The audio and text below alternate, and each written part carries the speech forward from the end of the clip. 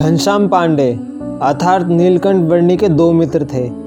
एक का नाम वेणीराम जबकि दूसरे का नाम रघुनंदन था। नीलकंठ वर्णी के चले जाने से उनके मित्रों समेत समस्त गांव शोकाकुल था, चिंता में डूबा हुआ था और निरंतर उनकी खोज में लगे हुए थे। नीलकंठ वर्णी की कहानी यहीं से शुरू होती है। जब बहुत खोजबीन के बाद भी नीलकंठ वर्णी अर्थात स्वामी नारायण का पता नहीं चला, तब उनके बचपन के मित्र वेणीराम के दिमाग में आया कि घनश्याम कई बार गांव के कुएं में गोता लगाते थे, उन्हें वही ढूंढता हूँ। वेणीराम उस कुएं के पास पहुँचे और उसके अंदर कूद गए।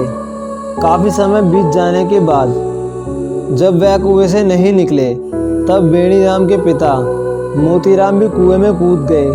दोनों को डूबते हुए देखकर नीलकंठ वर्णी वहां पर आए और दोनों को दर्शन दिए और उनको प्राणदान भी दिया। वेणीराम की तरह ही उनका एक और साथी था जिसका नाम रघुनंदन था। रघुनंदन को लगा कि मुझे भी घनश्याम की खोज करनी चाहिए। घनश्याम की खोज में वह नारायण सरोवर के तट पर गया और एक पेड़ के नीचे जाकर ध्यान करने लगा। कहते हैं कि ध्यान में वो इतने मग्न हो गए कि उन्होंने अपने प्राण त्याग दिए। राह में आगे बढ़ते हुए नीलकंठ वर्णी ने देखा कि एक विशाल वटवृक्ष के नीचे 4-5 साधु बैठे हैं। उन्होंने नीलकंठ वर्णी से पूछा कि हे बालक, तुम अभी बहुत छोटे हो और अकेले इस भयानक जंगल में कहाँ जा रहे हो? नीलकंठ वर्णी ने उन्हें जवाब दिया कि मैंने घर परिवार सब त्याग दिया है। जिस शरीर को तुम देख रहे हो यह सिर्फ आत्मा स्वरूप है। जब नीलकंठ वर्णी उन्हें दिव्य पुरुष लगे, वह सभी साधु नीलकंठ वर्णी के साथ चल पड़े और उनकी सेवा करने का निर्णय लिया। थोड़ी दूर चलने के बाद सभी साधु और नीलकंठ वर्णी रात्रि विश्राम के लिए एक वृक्ष के नीचे रुके। घने जंगल और जंगली जानवरों की डरावनी आवाज के चलते सभी साधुओं ने निर्णय लिया कि वह वृक्ष के ऊपर जोली लटकाकर सोएंगे, जबकि नीलकंठ वर्णी उस वृक्ष के समीप जमीन पर ही लेट गए। आधी से ज़्यादा रात गुजर चुकी थी। जब सियार की आवाज़ सुनी तो सभी साथियों की नींद खुल गई और उन्होंने नीचे देखा कि एक सियार नीलकंठ वर्णी के समीप बैठा है। पहले तो वह सभी डर गए, बाद में जब सुबह हो गई तो वह नीचे उतरे और नीलकंठ वर्णी के पैरों में नमन किया। सुबह होते ही नीलकंठ वर्णी बद्रीनाथ की तरफ बढ़ने लगे।